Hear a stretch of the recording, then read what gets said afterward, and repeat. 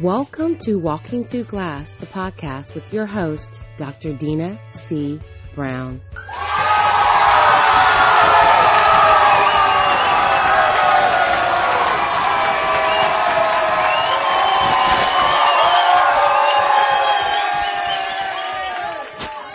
Good morning, good morning, good morning. It's Tuesday morning and it's back, and I am back actually for your daily dose of vitamin Dr. D. And I think we definitely need a little bit of extra sunshine today here in the usually sunny California, where we actually have some cloudy skies and some raindrops, but that's okay. We make a choice, and I say that you need to be the sunshine that you need to see in your today. So we started this week talking about courage, and we're going to be talking about courage all week long. Yesterday's episode, we dealt with the courage to forgive. And when we talk about the courage to forgive, it starts with first forgiving ourselves. Forgiving ourselves for past mistakes, forgiving ourselves for decisions that we made, forgiving ourselves for actions that we took that we think did not bode well for us, or that might have led us down a much more difficult path than we need to take on this journey that we call life. But like I share with you all the time, and I want you to take with you every day, is that we need to embrace the journey. Each situation that we encounter, what we have to do is to process it for what it is. And that when we decide how to process it, then we actually open the floodgates for us to really, truly get it and get the lesson that was there. So the situation is neither bad nor good. It's all in how we actually process the situation. And what I encourage you to do is see the lesson in the situation, even if it didn't go the way that you wanted it to go. That being said, today we're going to talk about forgetting, having the power and the courage to forget. You see, we can make a statement that I forgive you for what you did to me. And in our heart of hearts, we believe that we did actually forgive them. But in our head of heads and our mind of minds, we say, well, I'm going to never forget though. I'm not going to forget it because I need to remember this so this doesn't ever happen to me again. Well, if you're processing the situation in that manner, are you truly forgiving? Are you truly forgiving the other person or the situation or the circumstance? And are you truly forgiving yourself? Because when you make the decision not to forget and you're going to hold on and not forget at all cost, you're creating mind movies in your subconscious that's leaving an indelible mark on you that will resurface again. And when there is a trigger and when there is something that happens, it's going to take you spiraling down that road again.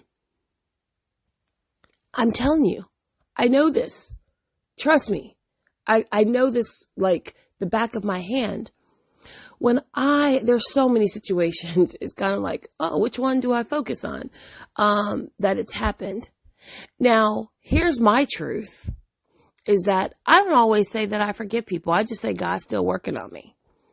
But in this season of my life, where I am being stretched in places that I didn't even know I needed to be stretched in, when I had to deal with some understandings that I didn't realize were holding me back from living my best life today and truly loving myself intentionally, I had to go back and do some reflection and actually look at my role and situations and my choice in the now of what I really want to do with my life. And do I truly want to walk in my calling?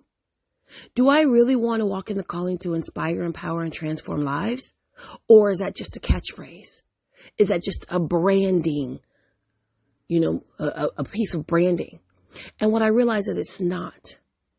It's part and parcel to the essence of who I am. So guess what?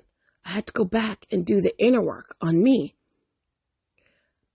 Everything that I speak to, whether on the podcast, whether talking with my clients, whether working within an organization, I speak to starting with the self first. Because whether you think you can or can't, you're absolutely right. However you think about who you are and how you show up, you're right. But it goes a little deeper than that, because when we think about the thinking portion, sometimes we're only processing on the conscious level, and we hadn't really dealt with the subconscious level. And until we make the subconscious conscious, then we really can't deal with those phantom limbs, like I share with you all the time, that are like little boogeymen coming back to haunt you and beating you up from time to time. So it's not about forgiving someone for them. It's forgiving them for you. And then also adding the forgetting for you. You can learn from the experience and take what you've learned and move forward. But if you're holding on to the memory and the situation and the residual outcome of the event, whether this was relationship based or not, then you're not forgetting, and you are causing additional strain and stress on a cellular level, meaning you are impacting your body on a cellular level. So if you're experiencing additional inflammation, tight muscles, a lot of pains and aches, rheumatoid arthritic, I think that's probably the word. Or if not, I just made it up. Is that part of the physical that you're experiencing is rooted in your emotional, your mental, your spiritual, and your personal. And I guarantee you, it's probably showing up in your professional.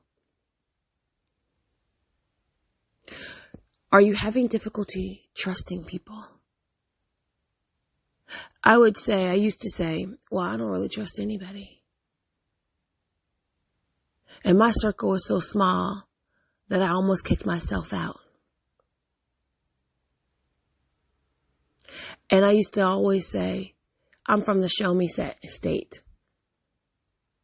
And one of my best, and I don't know if I'm going to throw this one out yet. I used to say, you know what? You're on a trial basis. And I would tell people, say, oh, we're friends. I go, no, we're not friends. You're someone I know. But I also would say things like, you're on a trial basis. But now, in me being present, and me dealing with me, and me understanding a greater sense of who I am, and me working towards being a better version of myself every day, I had to go back and pay a visit to those things that I was saying to other people, which were rooted in things that I was saying to myself. And then I had to get to my why. Why don't I trust people?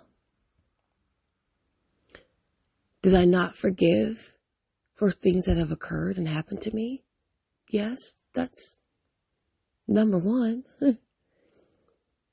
And even though things may have happened 30 years ago, 30 plus years ago, I still held on to, I'm not going to forget because I don't want to deal with it again. But what I should be looking at, and what I want to encourage you to look at, is the opportunity to not necessarily forget it completely, but to process it differently. process it differently. And that's where your power lies. That's where your power lies. And so the reminder that we get, those mind movies that are embedded, in our mindset and actually can stop or stall our progress, are rooted in our ability to forgive and forget so that we can truly move on. And when we continually hold on to things that hurt us, that caused us anxiety, that feed into our insecurities, when we hold on to all of those negative things, more so than we hold on to the positive things, then we do damage to ourselves spiritually, emotionally, and physically. Why is it so easy to forget the good things and also to forgive, and I'm just going to use the term a little loosely, the good things people do to us, but yet we hold on to the bad. We hold on to it. I'm just going to hold on to this experience because I don't want to feel this, because it hurts. It's pain. We don't like pain. But guess what? There's progress in your pain. There's progress in your pain that'll also help you truly. If you don't know what you're supposed to be doing in this life, if you still haven't got to that point where you understand clearly what your calling is, there can be progress in your pain. Because if you keep hitting your head against something so many times, and then you processed it differently, you'll have more clarity in where you're really supposed to be going, because oftentimes you're heading in a direction that's not aligned to where you are supposed to be. So let's really, in this last couple of minutes, because this is a Tuesday that I want you to work on that journey to forgetting and having the courage to forget. And the courage to forget gives you the power to truly live abundantly, because you're not sitting there in fear, afraid someone's going to take advantage of you. Someone's going to use you. You're going to miss out on an opportunity that you are going to live with lack. That's what happens when you have the courage to forget and you approach each situation with a newness of wonder and hope that is clouded in your unforgiveness and your inability to forget. Think about a baby. Think about a sweet little baby. And you'll have babies that they do something, and every time they see it, it's wonderful. It's wonderful. And our inability to forget is part of our programming, but that's a whole nother conversation. And I'm going to be doing a course on a study actually on As a Man Thinketh. And you definitely want to tap into this course when we think about what our programming is saying. So we keep showing babies these new things. And I was playing with one of my glam babies, and you can just pop your little fingers or you do a little trick and they just laugh. And every time you do it, they just laugh. It's like they see the wonder in it. But the same way that we can see the wonder in the good things that bring us pleasure and joy, we can see the opportunity in the things that cause us pain. But what happens, because the pain hurts, and here's that program I talk about. When I was growing up, their saying was, if you let the baby touch the stove, go ahead, let it touch the stove, because all they got to do is burn their hand one time. If they burn their hand one time, they're never going to touch it again. And we would have to say that, okay, go ahead, do that one good time. Touch that little socket, electrocute yourself one time. You ain't going to do it again. Touch the stove one time. Jump in the pool one time. You're never going to do it again. Because our programming was causing us and implanting in us a fear to safeguard ourselves from hurt, right? It was a safeguard that we grew into as we deal with life.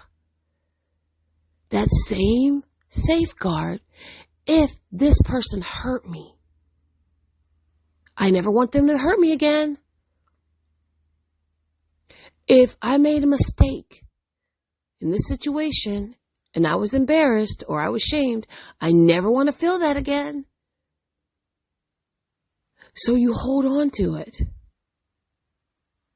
You hold on to it, and it takes up way more space than the great memories of, wow, when I tried something new and I was so successful at it because I learned something new. Wow, that felt really good. We blow past that very quickly, and we hold on to the pain. We hold on to the situations that we've placed ourselves in, where people disappointed us, we disappointed ourselves.